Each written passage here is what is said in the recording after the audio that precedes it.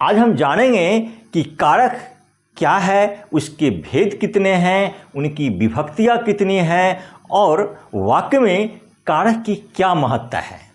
यदि वाक्य में कारक का प्रयोग नहीं किया जाए तो वाक्य पर क्या प्रभाव पड़ता है, इन्हीं बिंदुओं पे आज हम चर्चा करने वाले हैं। तो चलिए हम कारक की परिभाषा पहले जानते हैं, किंतु उस कारक की परिभाषा जानने से पहले हम इन वाक्यों पे ध्यान देते हैं। इन वाक्यों पे ध्यान देने के बाद ही हम समझ पाएंगे कि कारक क्या है। जैसे मैंने लिखा है, रमेश पुत्री अलमीरा किताब निकाली। इन वाक्यों से कोई अर्थ स्पष्ट नहीं होता है। ये जितने भी शब्द हैं सबके सब तो सार्थक ही शब्द हैं, किंतु इन सार्थक शब्दों के समूह से कोई सार्थक अर्थबोध नहीं हो पाता है, कोई अर्थ स्पष्ट नहीं हो पा रहा है। कहीं न कहीं कुछ कमी जरूर है, जिसके वजह से इस वाक्य का अर्थ स्पष्ट नहीं हो पा रहा है। अब हम इन वाक्यों पे ही विचार करते हैं। इसमें जितने भी शब्द हैं वही शब्द इस वाक्य में भी है। इस वाक्य पे विचार कीजिए और इसका अर्थ जानने की कोशिश कीजिए। ये वाक्य है, रमेश की पुत्री ने अलमीरा से किताब निकाली। स्पष्ट है, इन वाक्यों में मात्र की, ने, से का प्रयोग कर देने से इस वाक्य का अर्थबोध हो जाता है, अर्थ स्पष्ट हो जाता है। तो किसके वजह से हुआ? ये की, ये ने और ये से, इसी का प्रयोग कर देने मात्र से इस वाक्य का अर्थबोध हो जाता है, ये वाक्य सार्थक हो जाता है। इसीलिए यही की, ने, से जो है वह कारक है। ये कारक की विभक्ति है। यही कारक की विभक्ति इन शब्दों को एक सूत्र में पिरो करके शब्दों का अर्थ स्पष्ट करता है। कहने का मतलब ये हुआ कि ये की, ने, से एक सूत्र का काम करता है, एक धागे का काम करता है, जो शब्दों को पिरोकर एक अर्थपूर्ण वाक्य प्रदान करता है। ठीक वैसे ही जैसे एक धागा फूलों को पिरोकर एक माला का रूप देता है, उसी तरह से ये कारक की विभक्ति शब्दों के एक सूत्र में पिरोकर स्पष्ट और सार्थक बोध कराता है। इसीलिए हम कारक की परिभाषा देते हुए कह सकते हैं कि कारक वह है जो शब्दों को एक सूत्र में पिरोकर सार्थक और स्पष्ट अर्थबोध कराता है। अब हम कारक के भेद के बारे में जानते हैं कि कारक के भेद कौन कौन से हैं। कारक के 8 भेद हैं। पहला है कर्ता, कर्म, करण, संप्रदान, अपादान, संबंध, अधिकरण और संबोधन। अब हम बारी बारी से इसकी भेदों की परिभाषा और उदाहरण पर विचार करते हैं। कोई भी काम है भिन्न भिन्न प्रकार का, चाहे खेलना, कूदना, हंसना, कूदना, बैठना, भिन्न भिन्न प्रकार के काम हैं। उस काम को जो करता है उसे कर्ता कहते हैं। इसी को हम परिभाषा के रूप में कहते हैं, जो काम करे उसे कर्ता कहते हैं। जैसे राम आम खाता है, यहाँ पर आम खाने का काम राम करता है, इसीलिए राम यहाँ पर करता है। उसी तरह से हम अन्य वाक्य लेंगे, मैंने पुस्तक पढ़ी, पुस्तक पढ़ने का काम मैंने करता है, इसीलिए मैंने यहाँ पर करता है। अब यहाँ पर ध्यान देने वाली बात यह है कि राम के साथ कोई विभक्ति नहीं है, किसी भी विभक्ति का प्रयोग नहीं किया गया है, जबकि मैं के साथ ने विभक्ति का प्रयोग किया गया है। और ये मैं के साथ ने जुट करके भी काम करने वाला मैं ही है, इसीलिए मैं यहाँ पर कर्ता ही है, किंतु इसमें ने विभक्ति जुटी हुई है। इसीलिए इन चिन्हों से वाक्य की क्रिया पर क्या प्रभाव पड़ता है उसके बारे में भी हम अध्ययन करेंगे। अभी सिर्फ ये जान लेना है कि जो काम करे उसे कर्ता कहते हैं और कर्ता की विभक्ति ने है। अब कारक का दूसरा भेद है कर्म। कर्म अर्थात कोई काम किया जाता है तो उसका फल, उसका परिणाम किसी पे पड़ता है, और जिस किसी पे उसका परिणाम पड़ता है उसी को ही हम कर्म कहते हैं। इसीलिए कर्म की परिभाषा देते हुए कहा जाता है कि जिस पर काम का फल पड़े उसे कर्म कहते हैं। जैसे रमेश ने पुस्तक पढ़ी। यहाँ देख लिए, रमेश ने पुस्तक पढ़ी। रमेश तो यहाँ पर क्या है? करता है। पढ़ने का काम रमेश करता है, इसलिए रमेश यहाँ पर करता है। किंतु उस क्रिया पढ़ने का फल जो है पुस्तक पर पढ़ रहा है, इसीलिए पुस्तक यहाँ पर कर्म है। उसी तरह से दूसरा वाक्य है, उसने रमेश को पीटा। उसने, ये पीटने का काम तो उसने करता है, इसलिए उसने यहाँ पर करता है, लेकिन उस पीटने का फल रमेश पर पड़ता है। रमेश उस पिटाई से प्रभावित हो रहा है, इसलिए रमेश यहाँ पर कर्म है। इसलिए इन वाक्यों में पुस्तक और रमेश कर्म है।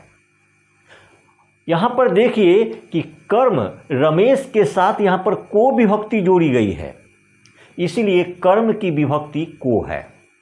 यह भी याद रखिए कि कर्म की विभक्ति को है। देखिए यहाँ पर रमेश के साथ को का प्रयोग किया गया है। कारक के तीसरे भेद हैं करण। कोई काम किया जाता है तो एक करने वाला होता है।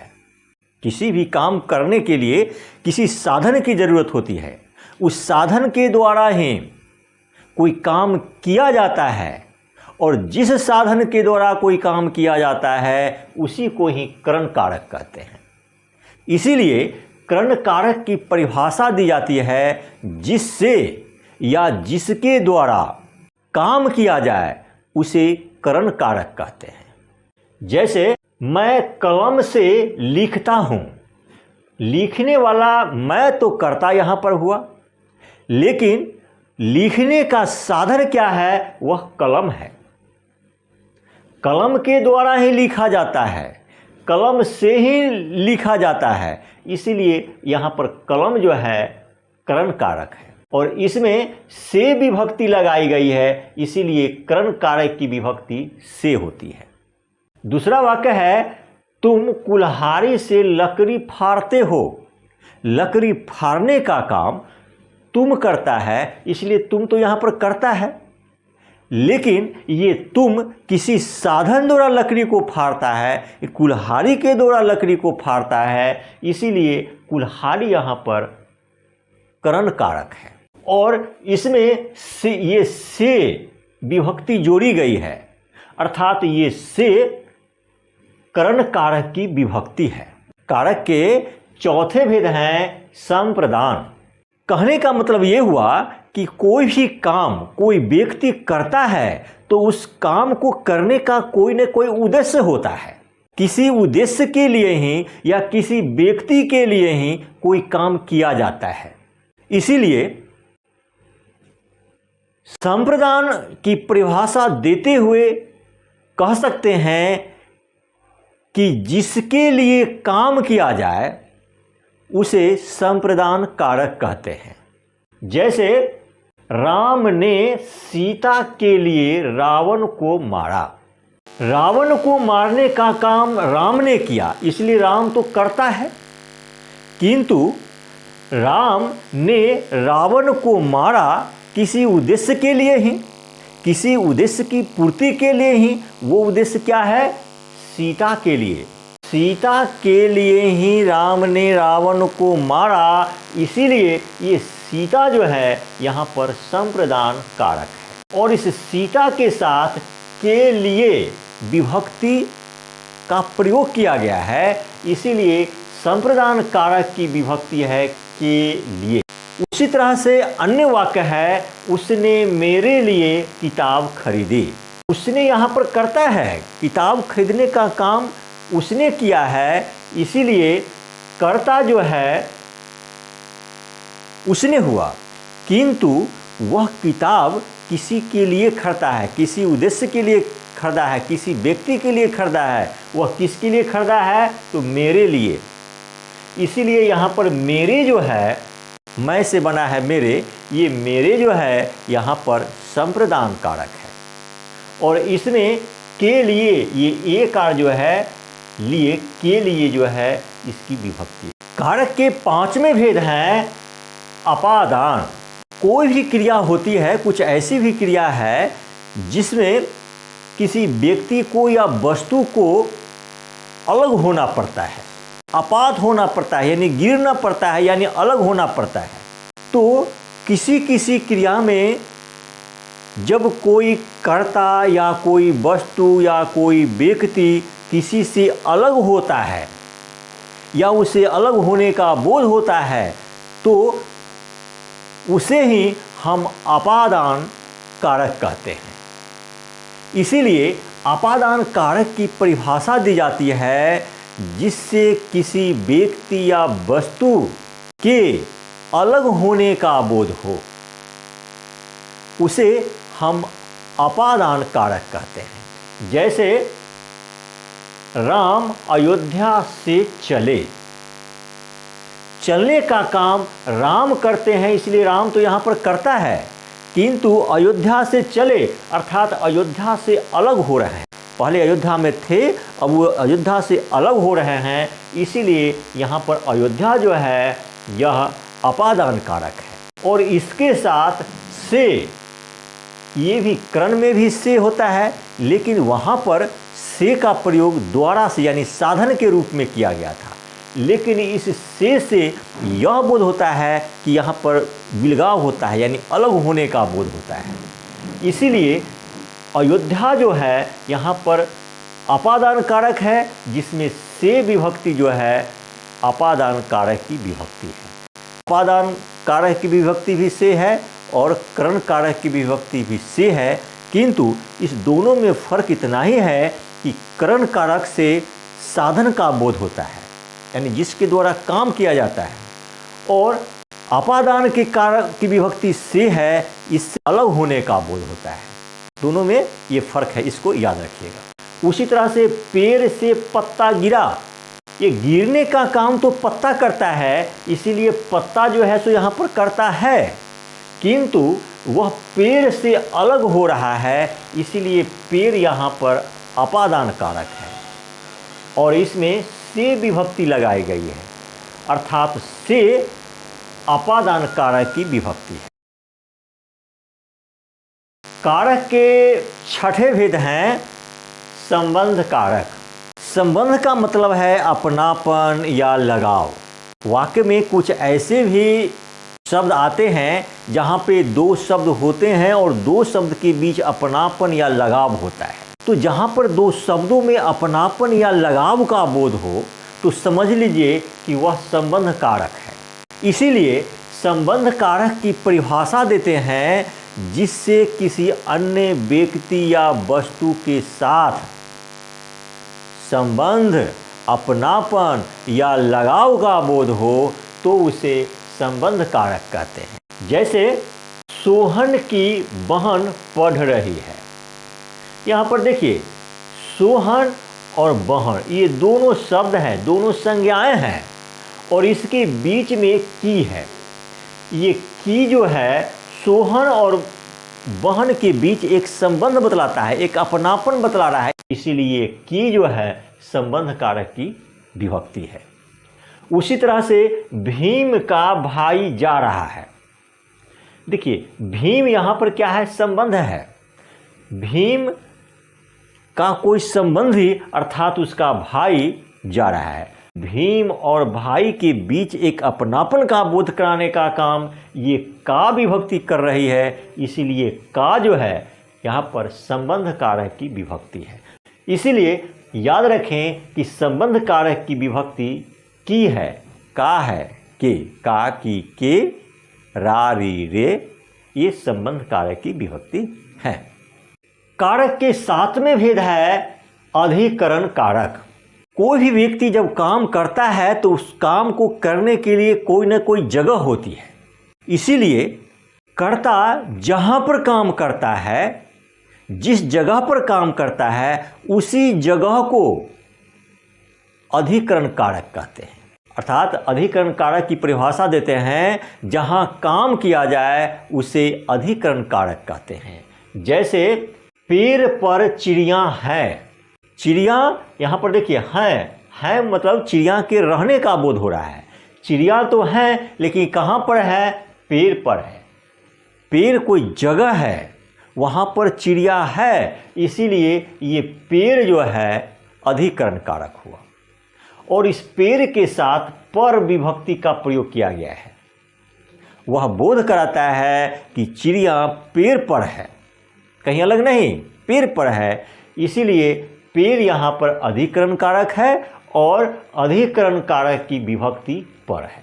उसी तरह से कमरे में वे पढ़ रहे हैं, वे पढ़ रहे हैं, वे पढ़ तो रहे हैं लेकिन कहाँ?